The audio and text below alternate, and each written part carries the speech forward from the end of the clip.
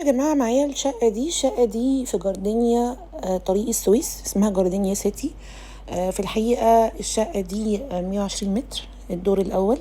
التشطيبات تشطيبات خاصة، الشقة كلها اتكسرت واتعملت من الأول تاني، ما عملناش جبسن بورد، كنا قاصدين يعني، لكن لو العميل عاوز نعمله مفيش مشكلة خالص. الشقة تتكون من مطبخ، حمام، 3 غرف و2 بلكونة. ده المطبخ معانا. طبعا العدادات موجودة، غاز، كهرباء، مية، انترنت، تليفون ارضي. الحديد ده الملك هو اللي عامله. البلكونات ما بتدهنش لانها تبع الواجهة، للمعلومة يعني. المطبخ كله سيراميكا كليوباترا، وارضيات الريسبشن كلها سيراميكا كليوباترا هي والغرف. انتركم موجود طبعا. مفيش اندر جراوند باركينج. قيمة الإيجار 13,000 في الشهر، عائلات فقط، مش بنأجر لأفراد بس يعني.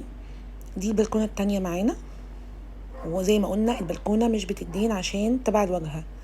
كويس. طبعا انت هنا عندك شارع طويل جدا، فانت مش مكشوف خالص.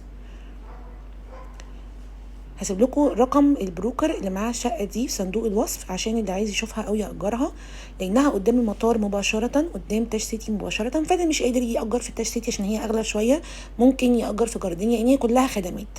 من اول هنا يبتدي الغرف. دي غرفة،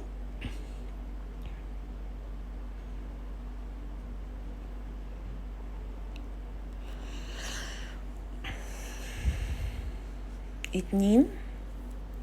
ده الصحي بس هيركب في الحمام يعني، انا بس كنت مستعجلة شوية.